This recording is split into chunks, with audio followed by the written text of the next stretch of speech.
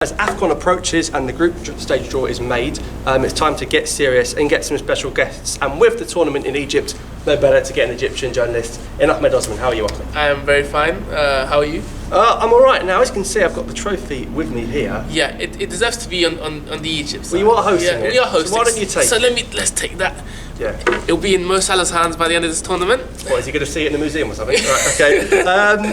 We're going to go through each group, and we'll start off obviously with Group A, and only one place to start in Group A, and that's Egypt. So, yes. Ahmed, no better person on the planet to talk to than Egypt's national team. Yeah. How are you feeling about hosting it? How the draw went, and what are the expectations? Team-wise, quality-wise, not that confident. Other than Mo Salah, there isn't anyone to really support him. However, as a nation, knowing the backing that we're going to have, you know, the thousands upon thousands of people that are going to be in the stadium to support the team. The refs? I wouldn't go as far as the refs. Okay, baby. But the host to get most of the decisions. I'll agree with you on that.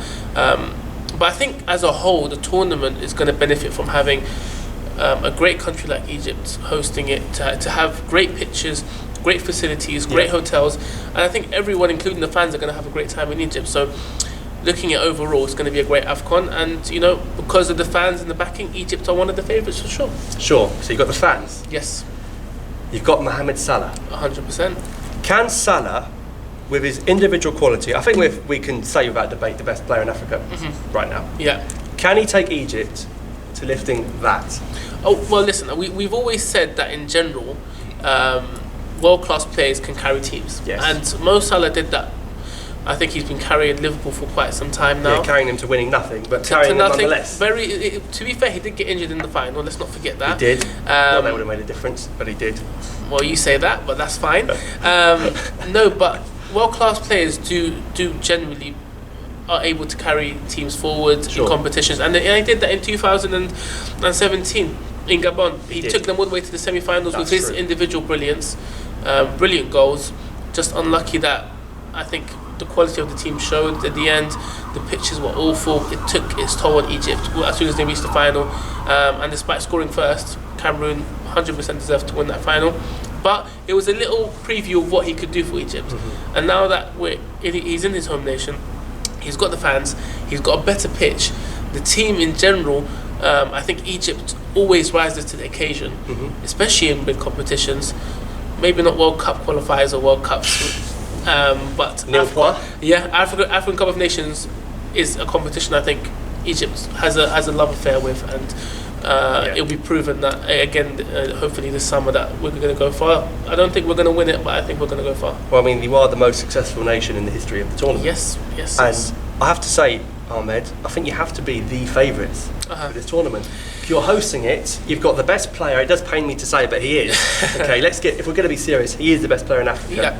And he can show, like what Ronaldo did with Portugal, that if he can take a country to lifting a trophy, he's got to be considered world class. Well, we do have some brilliant players. We're talking about Mahmoud Hassan Trezeguet, who plays on the left-hand side. He plays for Kassim Basha. So you're not seeing Egypt as a one-man team? I don't see them as... in terms of when Mo Salah comes, a lot of the good things that Egypt do, especially in the big moments and in qualifiers and big competitions, it comes from Mo Salah. If many of your viewers have a look at Egypt's games, he's just involved in everything. Absolutely everything. We want them to lose, but we look at them nonetheless. You look at them in a different way than I do.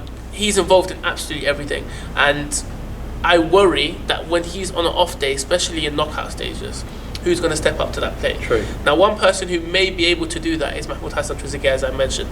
Plays for Kassim Pasha, has double digits in goals in the Turkish league. Nearly made a dream come true for him to go to Italy and play for Inter Milan. A deal fell through. With that move, but he has so much quality. He really is one of the best dribblers in Africa, in my opinion. Wow. Is able to make chances, especially for Mo Salah and the strikers. But my worry is, even if you do have two players like that, we don't have a striker who is dominant, who can hold up the ball, who's able to score, and we've been struggling with that lately. So that's my worry. The fact that we don't have a good striker. Marwan Moss is not good enough. Hassan Koka isn't good enough, unfortunately. And but you need a striker. And I think one of I know this is probably out of topic, but one of the problems we we have in general. If you have a host nation, you need to have a good striker. You do.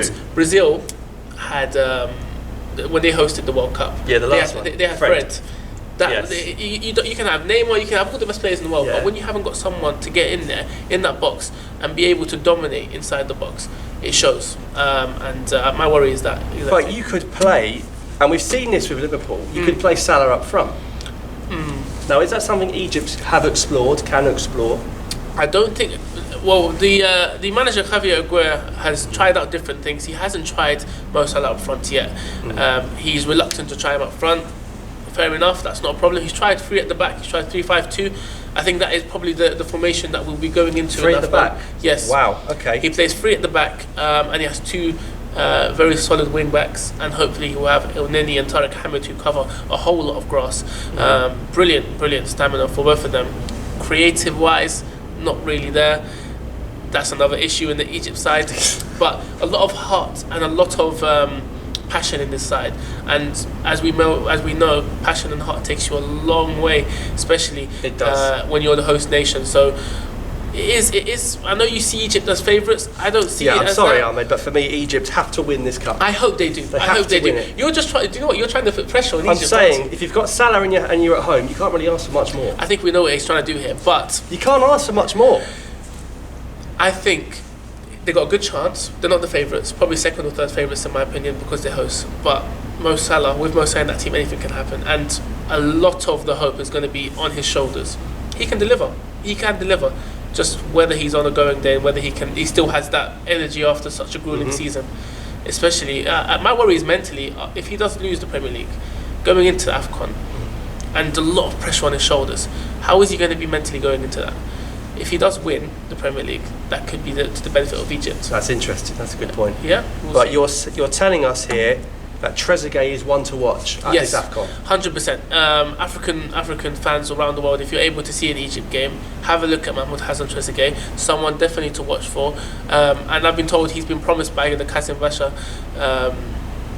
board in general that he will be moved along, hopefully to a bigger side. So we'll see what happens, but he's definitely someone to watch for. Maybe as one of the players to watch for in this competition for sure, from Egypt's point of view. So this is a Group A preview. Yes. And of course we have to talk in detail about Egypt because you're here, you're hosting it, there's a lot to talk about. Yeah. But you're also in there alongside DR Congo, Uganda and Zimbabwe.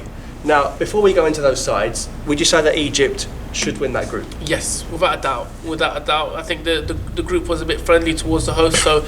Always is? Yeah, well, do you know what? Sometimes you need a little bit of luck, and not too bad a problem in the group stages. They should pass through, maybe not win all the games. I don't think they'll win all the games. They should win all the games, but they should go through quite comfortably, in my opinion. Right, so let's delve into the other nations then. Yes. It would be rude not to. Yeah, it would be. Just go to Group B. We're done there. All right. DR Congo, or Dr. Congo, as I like to call them. Dr. Congo.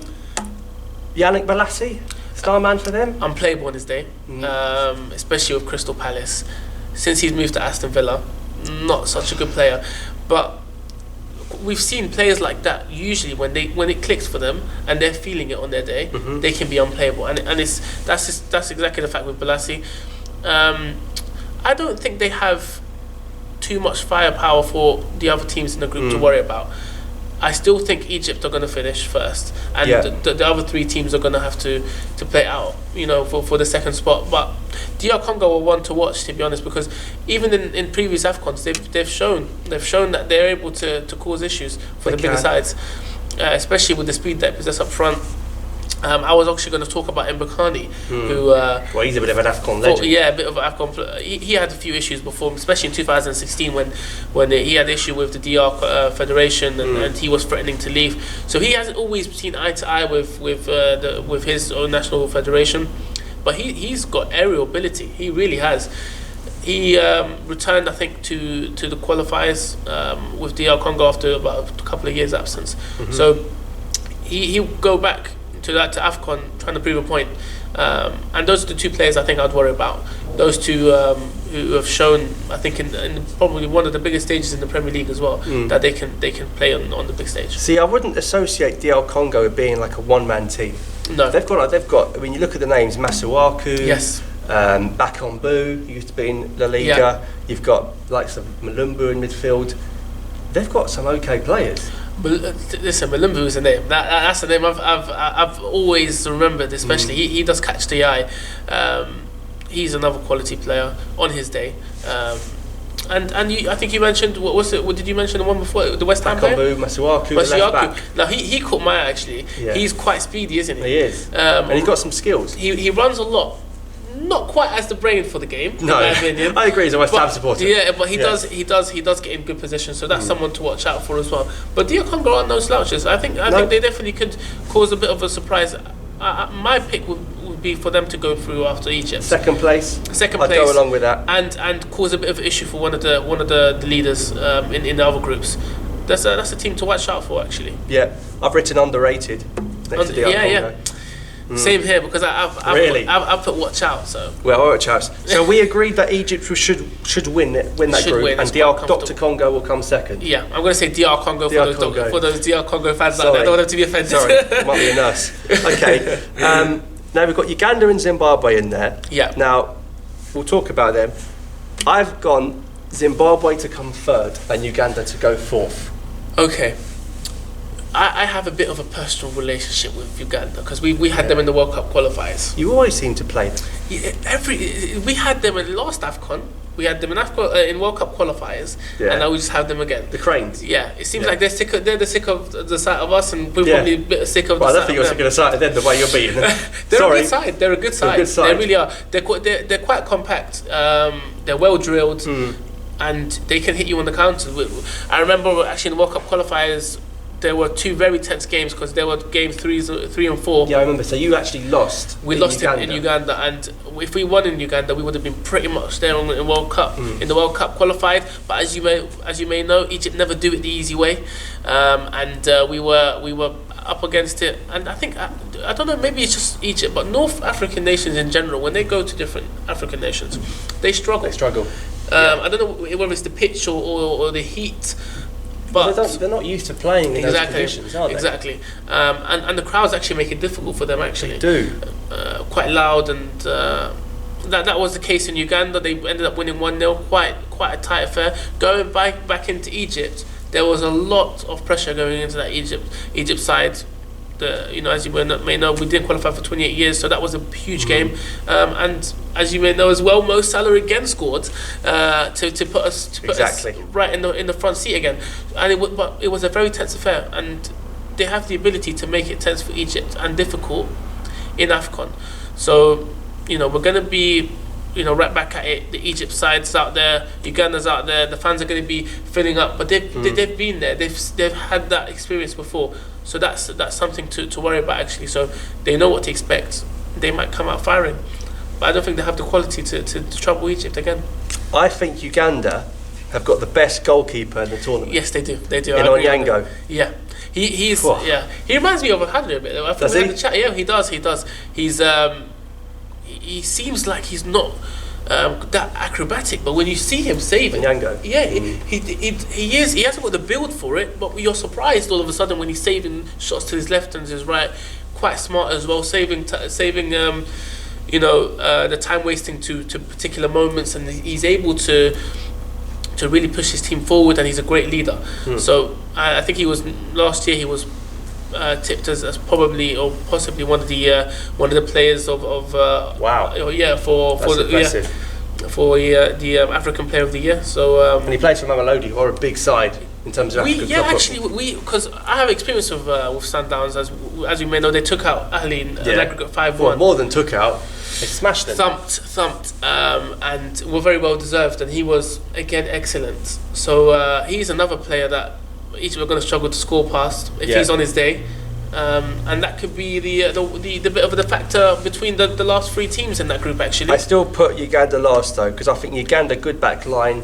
Once it's breached, they're not going to offer anything. We're going to have our predictions on this group after, but I won't give mine away. Well, I've put Zimbabwe third, and they've got this guy called Knowledge Musona. Yes. Who plays for Anderlecht. Yeah. Now I know him because in the last Afcon we played Zimbabwe in game 1, and this guy was just unbelievable. He tore us apart. We drew 2-2 to them, and I think he's playing for Anderlecht now, which is a better club than when he was 2 years ago. Yeah. He can get Zimbabwe into third place, and maybe they can sneak a last 16 Well, it's funny spot. you mentioned him, because I've mentioned another player. I've gone for Kalma You've gone for Billiat. Yeah, Billiat. Because, don't know what, he always catches my eye.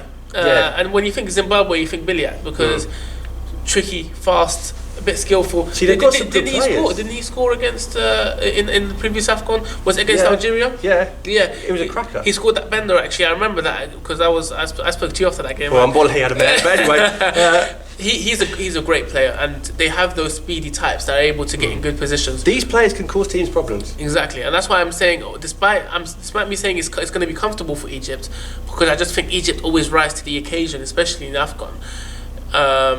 This is going to be a tough prediction to see who's going to get into that second spot. I would be incredibly surprised if one of those two teams get ahead of Egypt, and Egypt are able to get a shock exit. See, I actually think Egypt got dealt with quite not hard, but a harder group than maybe you'd expect. DR Congo, Uganda, and Zimbabwe. You know, there are a lot easier groups Egypt could have been given here. Yeah, right. These are going to have problems and tests to be overcome. They're going to be tests, but when have you ever gone into a competition and there hasn't been at least one test? Yeah. I don't think all of those teams can play to that level that Egypt does, especially with the fans behind them and the tension and the crowd and them playing in Cairo again. It's gonna be really intimidating. The only team I can only probably see dealing with it a little bit better than the others is Uganda, because they've seen it before, they've played there before, and they know the Egypt side quite recently. They played them how many times now? Don't need to mention too many times. Zimbabwe, I don't think they'll trouble Egypt. I think they've got players to cut out maybe a couple of chances, maybe score a goal here and there. But DR Congo are the team I think will finish second, in my opinion. Right, we're going to summarise Group A now. Yes. Before we do, I'm going to give you a couple of stats. Yeah, so, go ahead. In qualifying, DR Congo and Zimbabwe were together. Okay. And Zimbabwe beat them and drew to them. Okay. In qualifying. Now, could that have a mental bearing on this tournament, considering they've beaten that team already and they've drawn to them? So, for me, I think Egypt first. Yep. DR Congo second. That was tough for you to say, wasn't it? Yeah, it was. It's the only time they'll ever come first in anything. Egypt first, DR Congo second. Yeah. Are you with me on that? Yes, Egypt, DR Congo. I've gone Zimbabwe third and Uganda fourth. Now, are we agreeing on that as well? No, we're not. Are you going to put Uganda into I'm putting Uganda third, and I'm going to say it's going to be close between DR Congo and Uganda for the third spot. You actually think Uganda could even... I've seen Uganda play.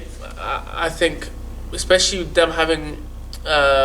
being well drilled, and they have the players to cause issues, because I've seen them, front view, and they can be troubling. They got the aerial ability as well. I'm going Uganda to cause a little bit of tension between those two teams. Uganda third? Uganda third. Yeah. And Zimbabwe fourth. Zimbabwe fourth. So you think Uganda would be a team that could get in as a third place spot? But those two, but the thing is, it is quite unpredictable, because, as you said, Congo and DR Congo and Zimbabwe were in the same group, so they know each other now. Yeah. So that could be a bit of a telling thing. But just looking at my experience, I haven't really watched too many games of Zimbabwe. I have watched a few games DR Congo, especially against Tunisia in the World Cup qualifiers as well. I just have a feeling they're going to finish second. I think they have that bit more quality than the other two. Experience. And what might be a disadvantage for Zimbabwe is that they play Egypt first, so they're already going to be playing catch up. Exactly, that's a very good point. So, if I'm in the same group as a host, I don't want to play them first. Some people might think it's better to play them first, because you get it out of the way. The next two games, winnable games. Let's go for it.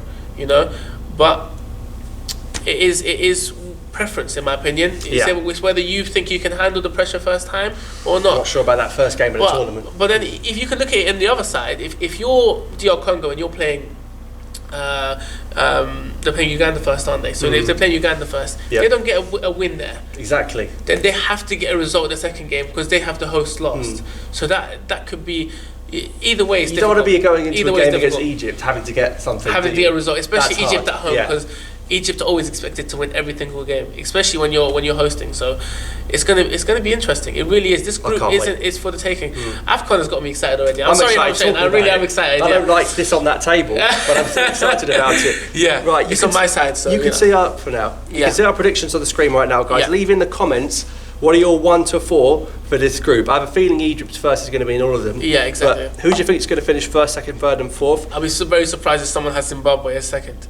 And don't just do that to annoy me. All right. You know what's going to happen? The Zimbabweans are going to put their team second. Yeah. The DRC is going to put them second. That's how it's going to work. It's fair enough. It's fair enough. Right, we're going to be doing every group, so stick around on the channel and check out the latest videos for each group in Afcon. That's Group A. Thanks for watching, and thanks to Ahmed for joining us. He'll be here for all the groups. Drop a like. I'm not going anywhere. You can follow me on Twitter at arms_KF. It's AHMZ_KF. So yeah, if you are following, thank you very much. Follow him. Thanks for watching and drop a like.